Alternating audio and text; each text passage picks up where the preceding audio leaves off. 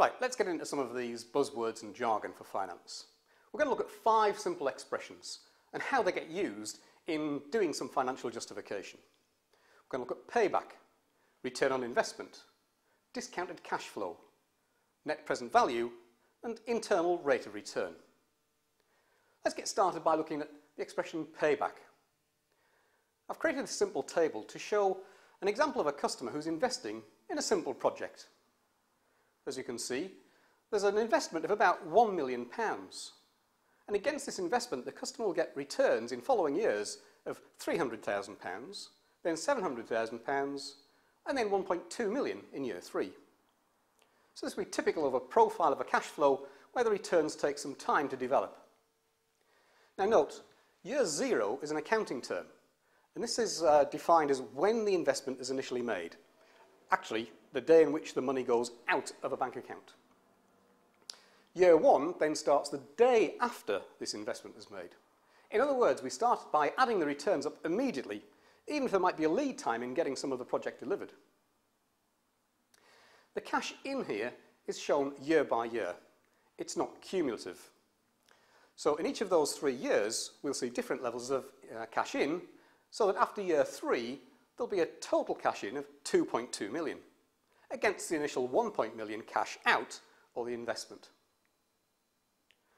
Now, in this little diagram, we can see that exactly after 2 years, the total cash in equals the total cash out. In other words, we got our money back. This expression is payback. So the payback is a simple term used to say when we get our money back. It's measured in units of time, weeks, months, or years. That's it. Easy. Payback. The next expression we'll look at is return on investment. Basically what this is asking the question, what return do we get on our investment? Instead of with payback, when do we get our money back? And these two often get mixed up. Now, the best way of looking at this is there's a simple calculation for ROI, or return on investment. And that is, the return on investment equals the total return minus the total investment divided by the total investment as a percentage. And this percentage is also measured over time.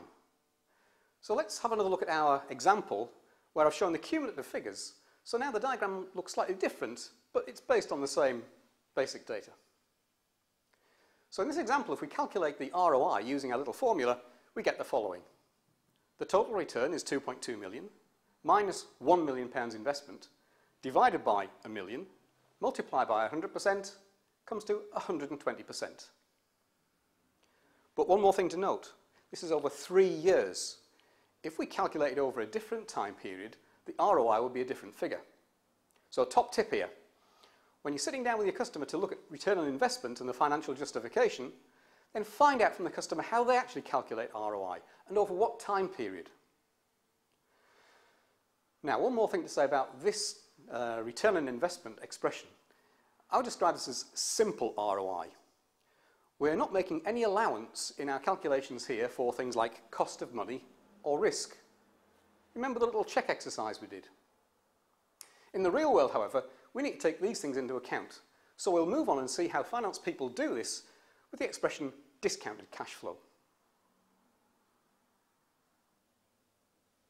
Now let's look at DCF.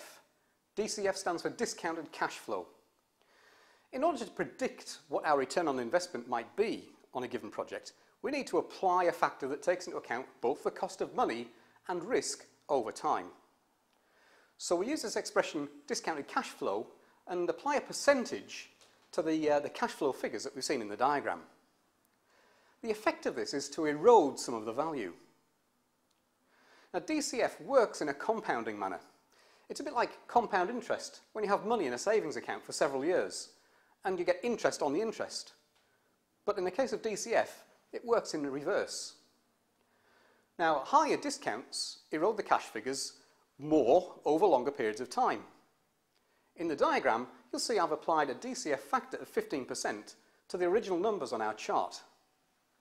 Look how the value drops, especially in later years. Now, cost of money might be something that's easy to predict, and typically today around 5 to 6%. but risk is more difficult to assess and usually, especially in IT and communications related projects, tends to be much larger. The customer's perception of risk depends on a lot of things. Experience, time. The longer it takes the returns, the greater the risk something may go wrong. And why is all this? Well, it's because of the poor history of IT projects. But don't worry yet, there is something we can do about this. I'm going to save it till later. So, in summary, DCF is a discounting applied to our cash flow.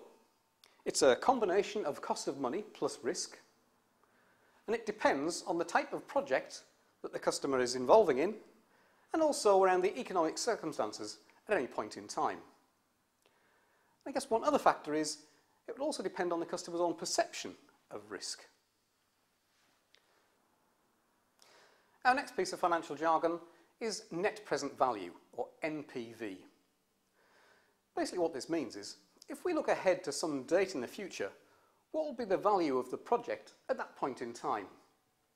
It's a bit like the future value you placed on the cheque I gave you. It's linked to DCF, the discounted cash flow. Let's have a look at the chart again. This time I've netted off the total cash in against the cash out to give us a cumulative running total. The end figure, with a discount factor of 0%, would obviously be £1.2 million. That is the total returns minus the total investment after a 3-year period. But obviously that's based on a simple ROI with a discount factor of 0%. With a discount factor of only 15%, which I've shown in this diagram, we'll see the final value, the net present value after 3 years, erodes to only £580,000. Look at the impact of this.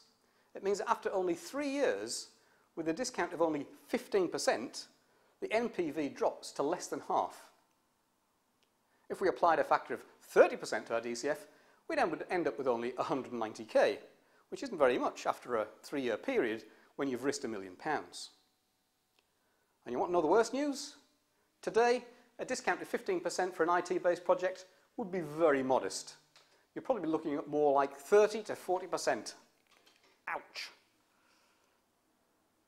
So, net present value, looking ahead to some point in time at the future value of the project. That's all it means.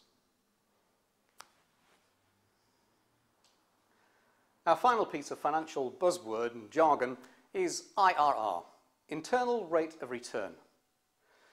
This is linked to the discount cash flow and net present value that we've seen before. So you see how simple all this gobbledygook is when you break it down? Basically, if we keep applying higher and higher discount levels to the cash flow, you can see that we get to the point where the NPV becomes exactly 0. At this point, the discount factor would be known as the internal rate of return. IRR is also sometimes called the hurdle rate. This is a much more graphic description of it. I've worked it out on our project. It comes to around about 41%. So what this hurdle rate says, or the IRR says, is if our project, based on our prudent cash flow projections, could withstand this level of erosion, it's a worthy project for consideration. So IRR is used as a financial tool for measuring the viability of a project. Now, the project may get rejected for other reasons, but at least it would pass the financial test. So that's how IRR is used. So there we are, 5 financial expressions: payback, return on investment, discounted cash flow, net present value, internal rate of return, all explained in simple terms. Now, one caveat here. As a salesperson, you might have some simple tools for calculating ROI on the products and solutions that you have on behalf of the customer. But be very careful with these tools, because they may well be using different parameters to the way your customer does their own internal return on investment calculation.